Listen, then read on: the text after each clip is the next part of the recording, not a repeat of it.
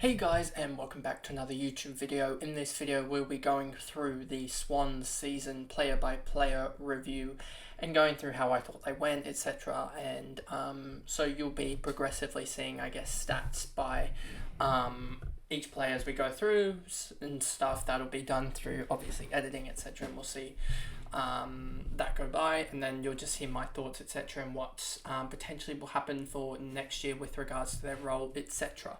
So before we get into the video, remember to like and subscribe, turn the notification bell on so you know when I upload, and let's get into the video. So the first player is that of Chad Warner, and if you actually look at the stats, you would think he's actually had a better year, but I thought it was actually a worse year. Maybe it was just due to the less impact.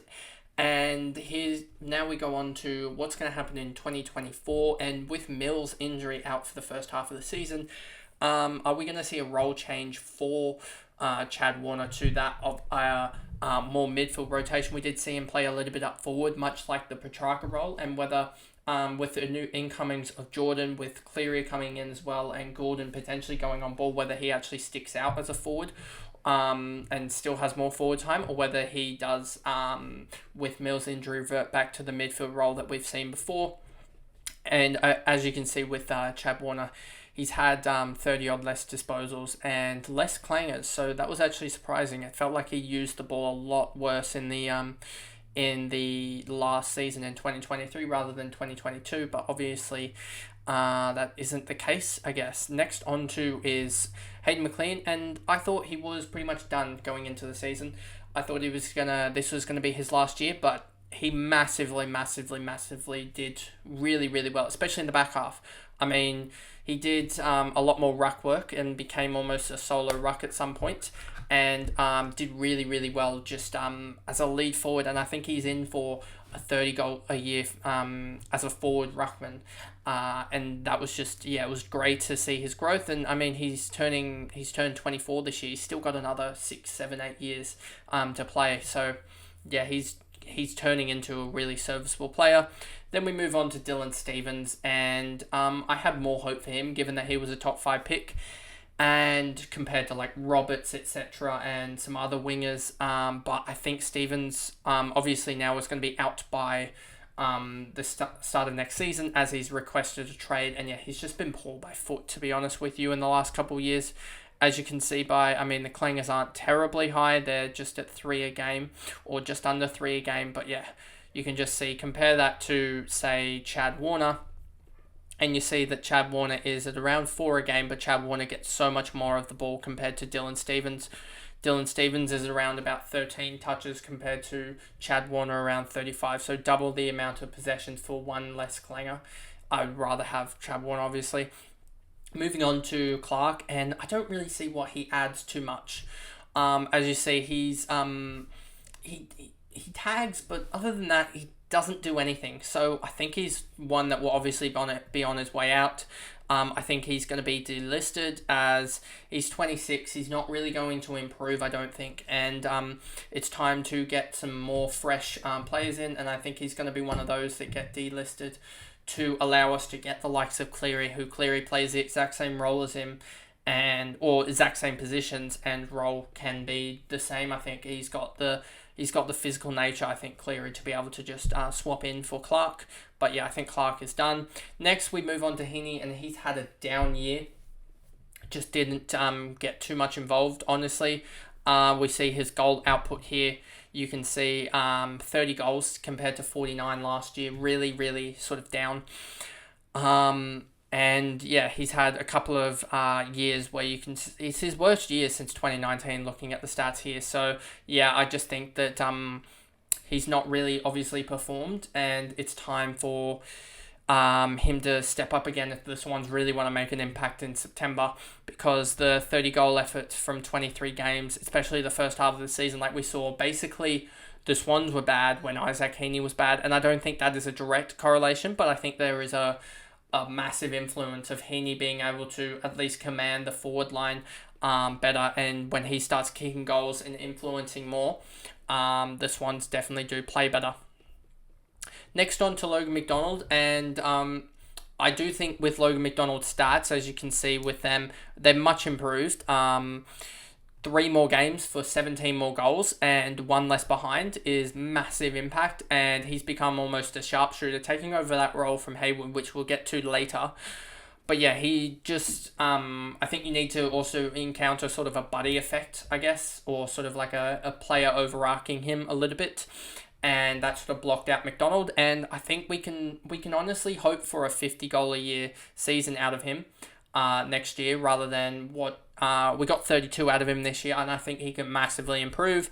Played 20 games as well, so you got another 4 games there potentially, which would probably add a good 6 goals or so in itself. So that would get him up to 38.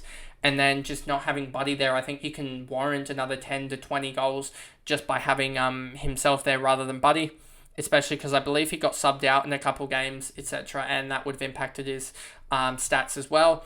So, and then you also got to think about, and I remember seeing this stat, I don't remember the exact stats per se, but I remember it roughly, that they were talking about Kazitsky's move to Richmond, and they were saying why he was so, why people were so out of it in terms of that he's a bad player, etc., etc. When you actually look back at the greats, such as I think Jack Revolt, he had 50 goals in 56 or so goals, somewhere around that early 50 mark after about 45, 47 games. You look at Logan McDonald's stats here, 44 games, 56 goals. He's roughly around that marker. He had the hype in his draft year, as well as being up there with Jamar Ugle-Hagan, who's sort of having that same trend line as well. I think Jamar's just a little bit ahead of Logan, but they're both having that trend line that they're going to become superstars in the next, or become very, very, very good, I guess, forwards in the next year or two, becoming that 60-goal or 55-goal forward at such a young age. And I mean, Logan's still got another 10 years, so I'm really rapt to see him play next year, and I really do have a lot of, I guess, eggs in his basket that he will go 50 goals next year. Next on, we move on to Harry Cunningham, and he's actually one that I'm really, really shocked about. I thought he was going to be phased out, to be honest with you, but I remember that game where Charlie Cameron had on him, where I think he limited Charlie to, I think, 7 disposals and 1 behind or something like that. So just looking at the stats here, you will see Charlie Cameron was, yes, limited to 7 touches, 3 of those kicks, 4 handballs, 1 mark, 4 tackles, and 1 behind, whereas Harry Cunningham had 7 disposals, 3 kicks, 4 handballs, 1 mark, 3 tackles. And so they basically just, Harry Cunningham nullified that situation really, really well and showed how he is really effective. 185 games in, and the joke is that he is on only 0 Brownlow votes, and I don't know if he'll ever get a Brownlow vote, but he might overtake Nick Smith's record, and playing a very similar role in that back pocket of just not really getting noticed but doing the job at hand. And so yeah, he dispatched the best small forward in the comp, in my opinion. I think Charlie Cameron is, him and Toby Green are right there, and Cunningham held him to 7 disposals and 1 behind, so that was a really good effort by him. Next, we move on to James Rowbottom, and I think James Rowbottom, this will be a coming-of-age season with him. Without Mills, I think the last time they didn't have Mills was it 2018 or something, or was it? It was some year, and I don't think Rowbottom really was that influential, whereas Rowbottom has really come on in the last 2 years, and sort of, he's another underrated guy that doesn't do as much as what people actually... He does a lot more than what people see, I guess. Like, he had, 7 tackles a game, as well as 18, 17 touches. That's not the worst as a more lockdown midfielder. And I think we will see Rowbottom grow this year and take on another probably 5-odd disposals, as well as keeping up his tackling game. So I'm really intrigued to see how that one goes. The next player down the list is Will Hayward, and Will Hayward was an off year for him, obviously, with the kicking. He got the gyps or something, whatever you want to call it, and yeah, he just something got to him early, and he never really recovered. Yes, he had in 2 less games, 9 less goals, and 3 less behind, so I guess you could say it wasn't the absolute worst, like he completely lost it, because he still kicked 6 more goals than behind. but he just wasn't as influential as that 34 goal 22 behind season that he had, pushing the Swans on to the grand final. So I think he just needs something in the off season just to get some training in, just to get that set shot routine back in, because when he gets it in, he can shoot it at 65-70% or somewhere around that region, and he's one of the sharpest shots in the comp. So he's turning 25 in October, so he's entering into his prime. I hope he bounces back next year, and I really do think he can be that fifth option in the forward line, that fifth highest goal kicker, as you will have Papley, Heaney, McLean, Amati, McDonald ahead. Also, not really Amati ahead of him, as I think Amati will be that sixth guy. But used to have a really strong 3 tall, 3 small forward line. But if they want to go, I think they will go 4 and 2, 4 smalls, 2 talls. But I do think that Will Hayward will be that fifth option in the forward line.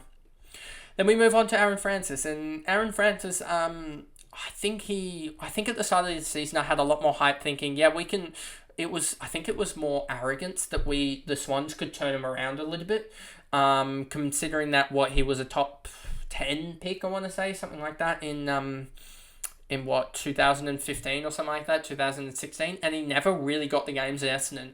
I mean, in total at Essendon, he got 54 games in 1, 2, 3, 4, 5, 6, 7 years. So, I mean, he's entering into his prime at 26, and he was a good backup, a guy that you would like to have in the VFL, I think, that can come in at certain times and play games.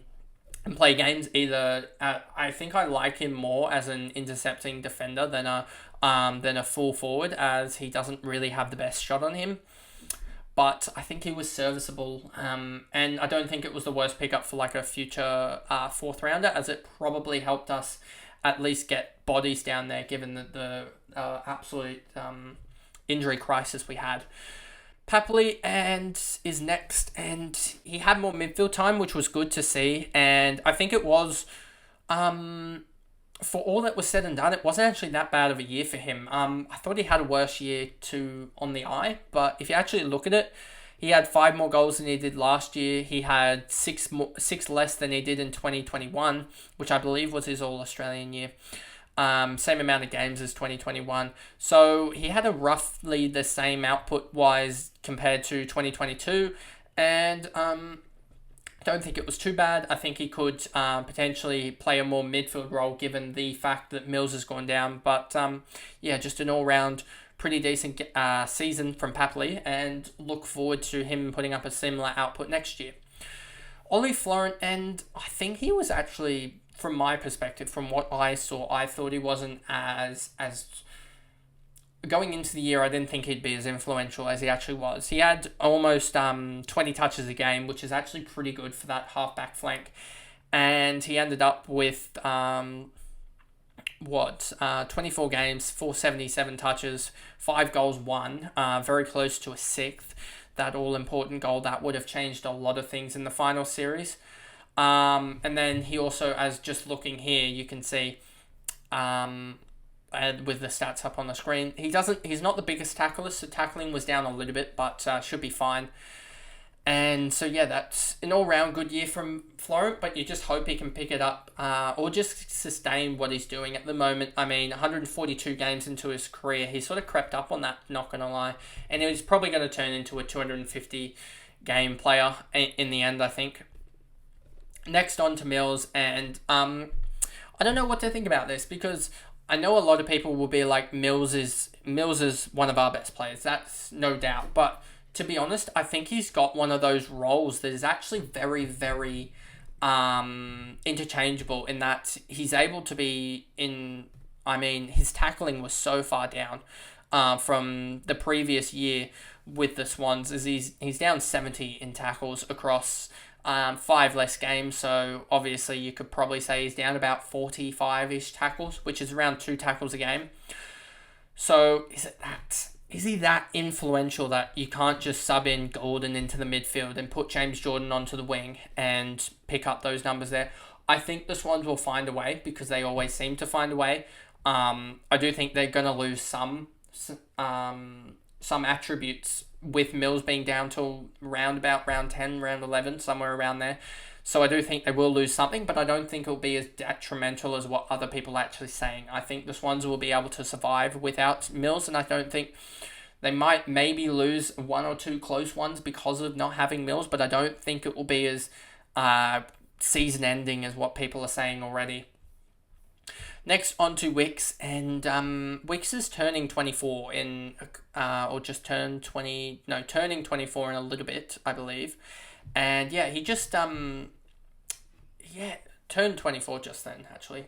So yeah, with Wicks, what is it about him that's really gonna change, to be honest, as he sort of is that guy that, is that sixth forward off the bench, sometimes has dropped down to the VFL. He probably needs to step it up, as he's only contributed under a goal a game for the Swans this year. It was better than he was last year, which is at least a tick, but his 2021 form was a lot better in my opinion than that. He had a larger chunk of games to go off, but was actually involved and was getting pretty good numbers. So if he can become a 1.5 goal a game small forward that applies a lot of tackling pressure, which he's done in the recent season with over 5 tackles a game compared to his 2021 form, which was around about 4. So if he can keep that at 5 and then kick 1.5 goals rather than just under 1, I think we're starting to get that player that we need, that link up forward that isn't going to be that star player that's going to kick. You don't need every forward to kick 2 goals in your side.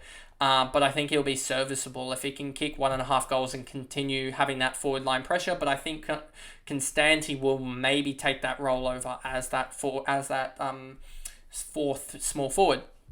Moving on to Campbell, and here's where an interesting one happens, because Campbell has that role where he can play on the wing, he can play wing, and he can play on the wing and he can play half back. And so I'm wondering what's his role going to be with Mills out. He had a pretty decent season. 6 more games than he did last year. Obviously, last year I think he was sub quite a few times, but he upped his disposal count from roughly, I'm going to say that's 8.5 a game to 13, 14, maybe even, no, that's close to 15 disposals a game. So he's almost doubled his disposal output, which is an absolute huge win for the Swans.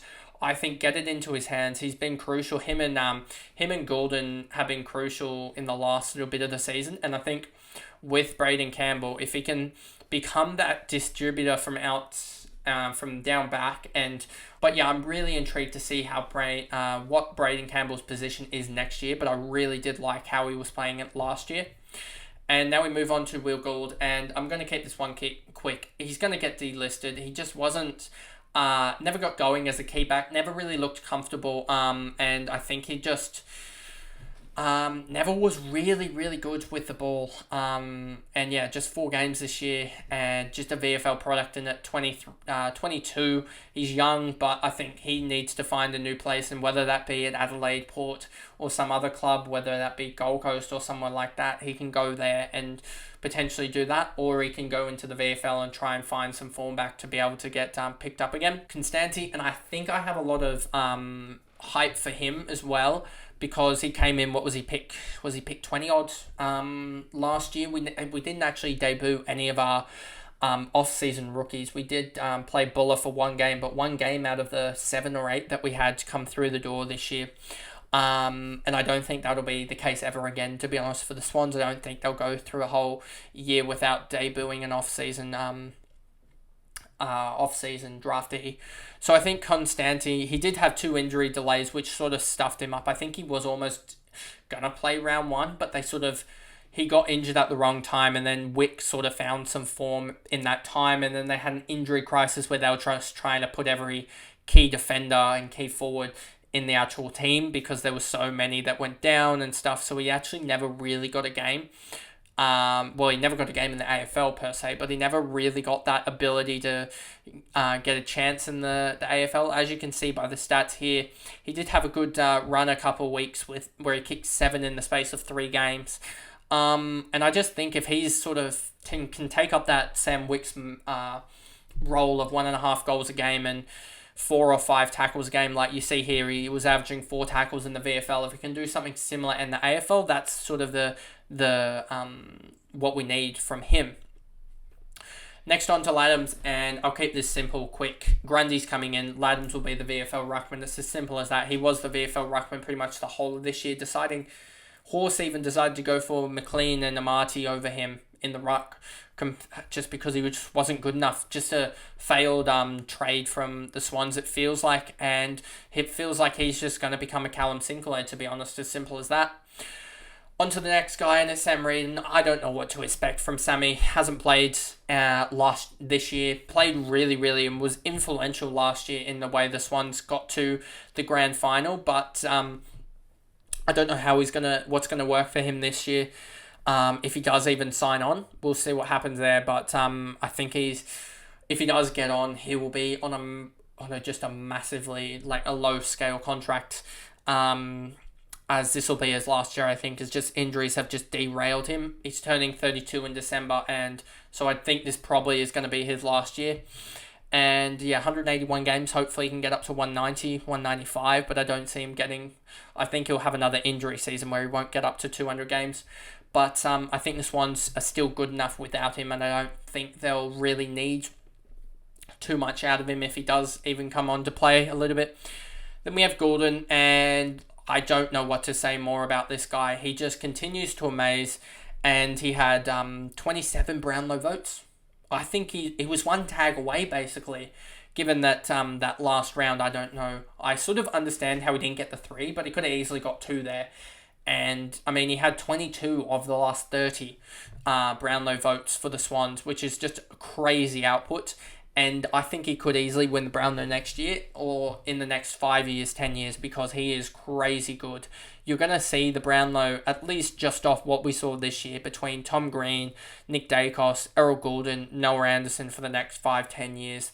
Yes, I know Bont is there, but I think Errol Goulden is going to be able to, especially if they have Chad Warner and stuff going in the midfield for the Swans. You can't really tag 2, 3, 4 guys. So it's going to be, I think Errol could be easily one that just is untagged, and if he does that, he runs amok and has 35 plus touches in games like that. So yeah, he had in the end, was it 28 touches a game or something like that? Not 28, I don't think. Let me do the maths here. He had 23 touches a game, I believe, but next year I wouldn't be surprised if he gathers in 700 plus disposals and has a 28, 29 disposal per game effort. As his first couple games were a little bit slow, but I think he really found that wing role his own, getting the occasional centre-bounce attendance. Then we move on to Nick Blakey, and this guy had a really good year. It doesn't really show up in the stat sheets because you have to go through the spoils and the advanced stats, but he had a really good year and was close to All-Australian. And yeah, Nick Blakey and Errol Gordon pretty much carried the Swans through that rough period.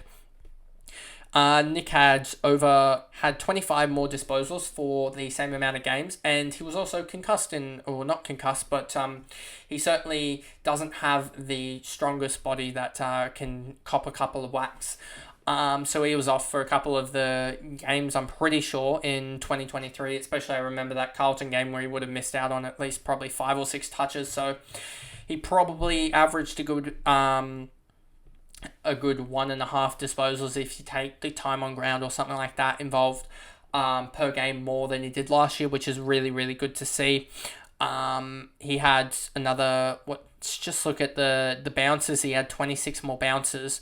You look at the contested possessions, he had more contested possessions. Even got Brownlow votes for the first time in his career. He just looked really, really good. Klanger's up by 3, nothing really to report there. And yeah, tackles down a little bit, but I think that tackling role, he doesn't really need to do that as he's playing down back as a more expansive sort of player. Something that I think we'll see the likes of in another club, Josh Weddle, play a similar role to him in the near future. Next up is Buddy Franklin, and even though Buddy didn't have the best season, only playing 13 games, he still ended up with 19 goals. So if you say that Logan McDonald's going to take 2/3 of those goals, plus Logan McDonald plays those 4 extra games that I was talking about, there right there without any improvement is 50 goals for Logan McDonald. So I think Buddy, yeah, it was just amazing to watch him, and it sucks that he's going to go. And he's retired, and there isn't going to be him going around the MCG on tomorrow or today when you watch this. Subbed out of, I think, 2 games with injuries in the early half, so he only really played 11 games and ended up with 19 goals, which isn't the best effort, not really up to his standard. But as a retiring player, he was still just amazing to watch, even in his last year. Then we move on to Dane Rampy. And this guy had a pretty good year. 15 games. Was one of the casualties down back. But yeah, did alright. Had a pretty good disposal count. I'm pretty sure that's roughly around even. Tackles would have been roughly around even if he'd played the game. So he just had another sort of similar year to that. And he could return to his... I don't think he ever will because he's 33 now. But if he could return to that 2021 form, I think that's his best sort of years. Or that's, 2019 as well, he had a really good year as well. So 2019, 2021, he's also amazing in 2016. So yeah, he's had a really good career, to be honest, 230 games. And I wouldn't be surprised if this is his last year at the Swans, this or next year, because he's starting to get on the older side. But yeah, what a year it was from him. And if he can repeat what he did, then that's really good. So we got up next Cooper Vickery, and 421 fantasy points, not really relevant. 103 touches, 10 marks, 10 games in the VFL, 31 marks. Yeah, he's serviceable. I wouldn't be surprised if he gets a game or two this year, in the next year, but I think he needs a couple of years in the VFL as well just to be able to really develop into a ball distributing half-backman, but I think there's promise there, but we'll see what happens there, but haven't really watched too much VFL product this year. Next, we move on to Luke Parker, and it was a down year. I think they're trying to see if he can move around positions-wise. I wouldn't be surprised if it was pre-Mills injury, if he was going to move forward a little bit more and be played as that sixth forward, as they try, and that's one of their holes in their team, it seems like. And that was an option, but I think he's going to now play on ball most of the year next year, and glad to see that because when he plays on ball, it seems pretty consistent what he puts up. So yeah, and he just doesn't seem to get injured, which will probably be a curse now that I've said that, but he rarely misses games, and 283 games. Hopefully he brings up the 300 this year. McInerney, the next one, and I think I have more... I think I'm one of those ones that believes in him more compared to others that I've heard. Some people think that McInerney will be sort of phased out of the team now that James Jordan's come in, and I don't know necessarily about that. I think McInerney's one that sort of goes unnoticed because you have Errol on the other wing, and even if you look at his year this year, I thought it was actually worse going on what I saw last year, but if you actually look at it now, 3 less games than he did last year for 60-odd less disposals, so slightly down disposal-wise, but up by 7 goals. So I'm actually looking at that year, and I'm thinking he's actually had a pretty decent year going forward. Maybe his defensive work and he's getting the touches weren't up there, but Swans weren't the best side in the first half of the season, so maybe that was one of the reasons why that occurred. But I still think still a lot of promise there. Will Edwards played a little bit in 2022 for the VFL side. 2023 played there. Think he's I don't think he'll get delisted. Still think he'll be there as we need bodies down back, and I think he was serviceable down there with 183 touches in 22 games so far and 72 marks. So I think he's just your classic lockdown defender. Then we move on to Angus Sheldrick, and what a scene he came onto. Wow, that Eagles game he had was, I know it was against the Eagles, but that was that stretch where he had around that round 15 where he went, he might have even had it against the Lions where he just went, yeah, you can see here, I have the Lions game up still from the Cunningham reference, and 2 goals, 19 touches in that game. He also went big against West Coast Eagles, as we said, and let me bring it up quickly here. He had...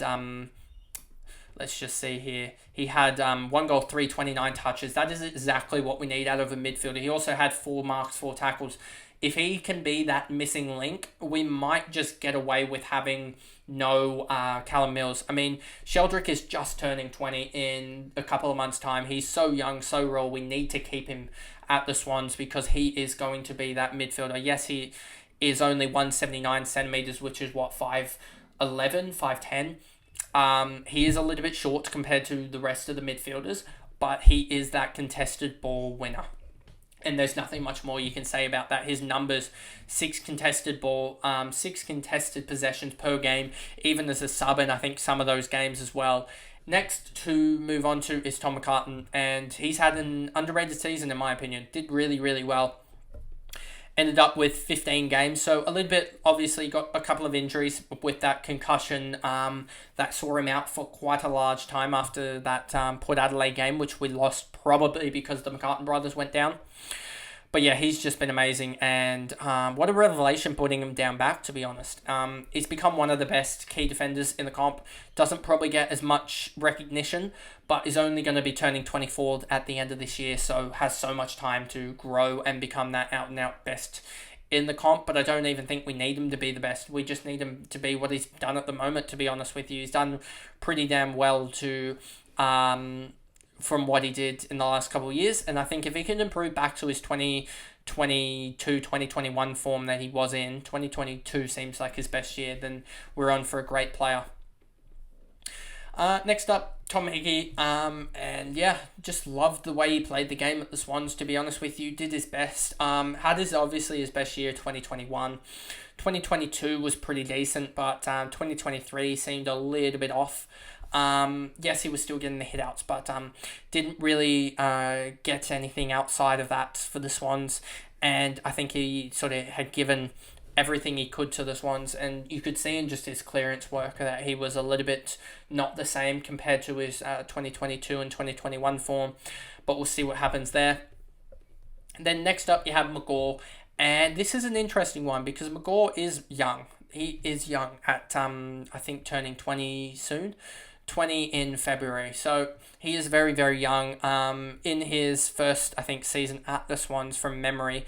And he did all right. I mean, 18 games, 290 touches is pretty decent, but I just think there's more Swans rolling through, especially through the academy, that they're gonna phase him out. Maybe he gets I think he possibly will get delisted, but we'll see. He was in the rookie draft of 2022 and didn't play till Did he not play till 2023? Yeah, he didn't play till 2023, so we'll see. I think he's going to be one of the unlucky ones. And I think also you will see the likes of Sheether be another unlucky one.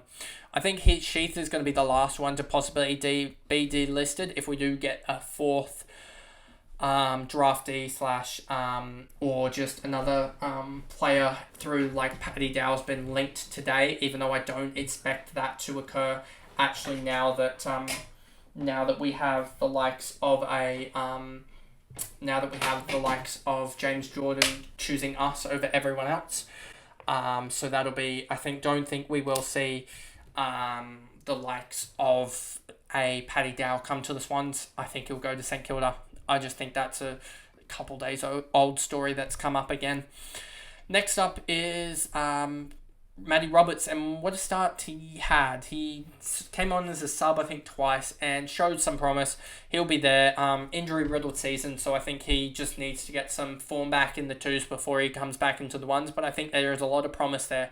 Turned 20 this year, so he's still really raw and young, so I can't wait to see him next year. Whether that be VFL footy for him next year, whether that be getting some games in the AFL, we'll see, but I think there is certainly a lot of promise there from him. Then you get Caleb Mitchell, and I think Caleb Mitchell is one that has some promise as well, playing as a midfielder. I don't think he will get delisted. I mean, I was talking with Zane about this and on Twitter, and we came up with sort of a list of... let me scroll back. He sort of came up with a list of Owen, McGaw, Sheether and Clark that will get delisted. So we are both in agreement that we think Caleb Mitchell won't get delisted. Obviously, he's got a contract anyway, so you cannot do that. But I still think there's enough there for him to be able to to get a second contract. I should say that's as simple as it's going to be. I haven't watched much of him, but from what I've watched, he looked pretty good. Amadi's an interesting one. He's turned 20. He's 24 now, so he's not the youngest, but he's not the oldest, and I think he's starting to figure out AFL footy at this point, and I think he's one that could easily break out next year. If he gets a 30 goal season, that would be pretty decent. He had 20 goals last year from 15 games, so we'll see what happens next year. But yeah, really looking forward to seeing what he is able to produce next year. Chad Warner, we didn't get much of. Corey Warner. We didn't get much of seeing him. We got, 3 games in the AFL, something like that, and 2 of them were sub-appearances. So going off his VFL form here, you can see 35 games for the Swans now, 622 touches of the footy, 127 marks, and a 93 tackle effort. So, yeah, he looks pretty good, and I think he'll get some promise. I think he'll get some game time next year. We'll just see when he gets that game time. And then we move on to... Harry Arnold. I thought that was Buller for a second. I got confused. But Harry Arnold came in for the Swans, and yes, his statistics are a little bit bugged because it still thinks he's playing for Brisbane. But that snapshot is when he played for the Swans, I guess. I'm pretty sure. As you can see, it sort of thinks that he's constantly playing for Brisbane against the Swans. But as you can see, the Swans, when they had him, he did really well. 190... His whole VFL career, 199 marks, 465 touches for the Swans. I don't know what it is exactly, but that looks to be about 15 to 20 touches a game, which is really good, alongside around about 6 or 7 marks, which is still pretty good output from him. So yeah, really looking forward to seeing if he can get a shot, but he may just be like that of Edwards and be a backup figure. Then we move on to Paddy McCartan, and it sucks to see him go. He really did have a great year last year with 294 touches from 24 games, including 121 marks, and I don't know if it has intercept possessions on here. 27 contested marks and 119 1%ers, but yeah, just 4 games this year before getting concussed, and that really just does suck. But sad to see him go, but in the end, I bit my tongue on this a little bit during the season, but it is probably the right decision for his health for him to go. But glad they actually took their time to make the call rather than just leaping to it, and they waited for pretty much it all to be said and done before Paddy McCartan ruled himself into retirement. Next up is Cameron Owen, and I think this is one of the unlucky ones where he just didn't get the role to play, and I think with us having McLean as a secondary ruck who can actually ruck during games, I think Owens is surplus to requirements, and I think they can get away with another midfielder, another small forward, so we'll see what they draft in the national or rookie draft this one's. But I think Owens is serviceable, but I don't think he was ever going to grow into someone good enough, and I think then you have Lockie Rankin, who is a medium defender, and I think this is just one of the stabs in the dark this one's had. I think he's obviously fine, and it'll just be battling for him to get that second contract. 38 games for the Swans so far, 624 touches of the ball, 145 marks, 98 tackles, sort of similar to that of Corey Warner. And pretty good output from him. And we'll see if he gets that second contract. Would be interested to see if he gets a debut this year. Wouldn't be surprised if he did, if he puts together a good run of form. Like he had at the back half of the season, averaging 20 touches and looks like about 5 marks in the last about 7-8 games, which is a good output from him.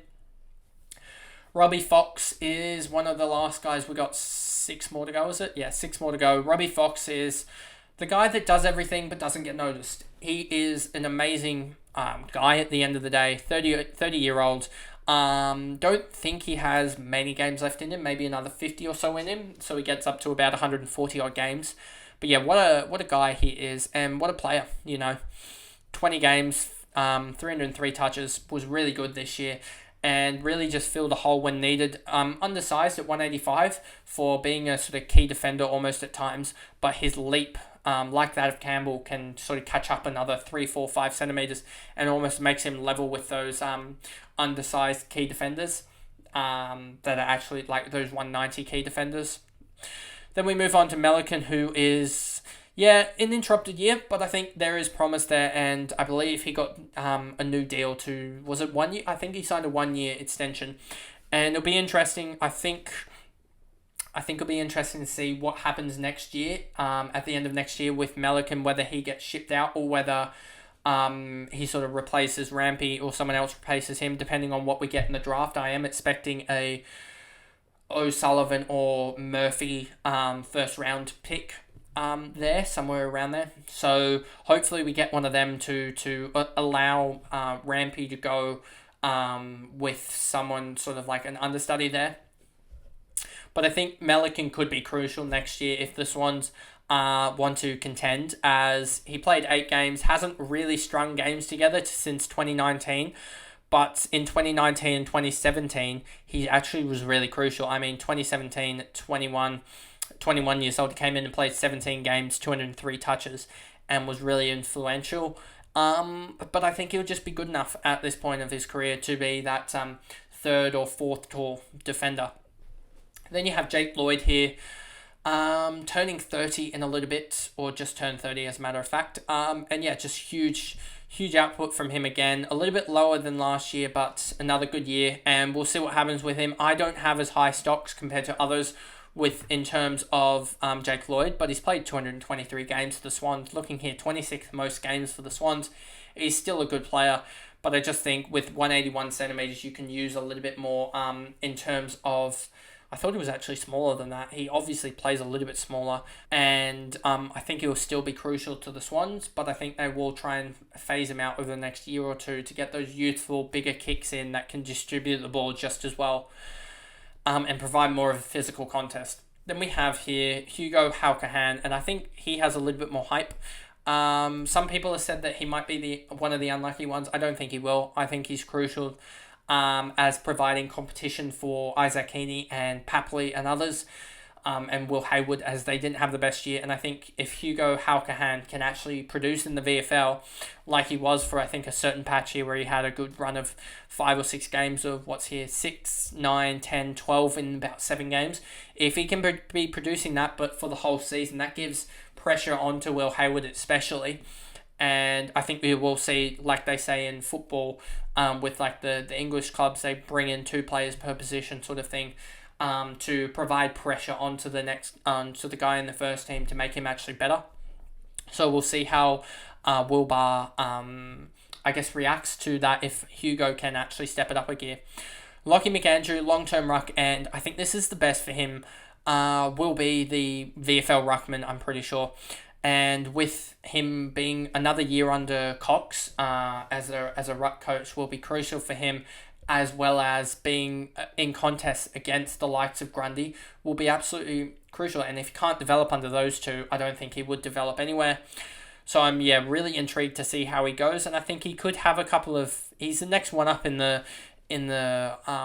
ruck department. I think he goes up before the likes of Laddams, but we'll see what happens there. But I'm really intrigued to see how he goes, and I think it could be crucial that he does develop this year, as he's got 2 or 3 years of development before Grundy starts to probably fade out. And then lastly, we finally got to the end of it. Jack Buller, I got high stocks from him. 22 goals in 8 games in the VFL. Had 1 game in the AFL and didn't really hit his straps, but he's kicked a goal in every VFL game he's had. And even the game where he sat out half of it because they needed him just in case. Really, really good from him. And really intrigued to see how he goes. Could he have a 40 goal a season VFL year? That's definitely on the cards, and I think he's that guy that can push Amati and Logan McDonald to be better. Like I was saying with Hugo, I think Jack Buller is crucial to the Swans to help them develop all the youngsters there and to provide competition there, I guess. So that is pretty much the video there. A very, very long video. I hope when I go to edit that none of it sort of glitched out of me or anything. I hope it's not slowed down due to me not having the best equipment, but hopefully this all ran smoothly, and obviously you will see some edits of some players and some stats coming up hopefully on the screen. But yeah, a long video, longest on the channel by about 20 odd minutes, but hopefully it gave you an insight into my thoughts of the Swan season, and you'll have more content coming out this week as Labor Day is on Monday, so we should be able to come out with more content on that will come out on Friday with regards to the Swans and their players. As we look what they're going to do in the off season, I think is the next video. And then how they'll sort of stack up as a team given that given their off season. I think that'll be another video that comes out sometime in the future. But that is the video there, and I'll see you guys in all the next content that I'll have coming up on the channel. Thanks guys. Goodbye.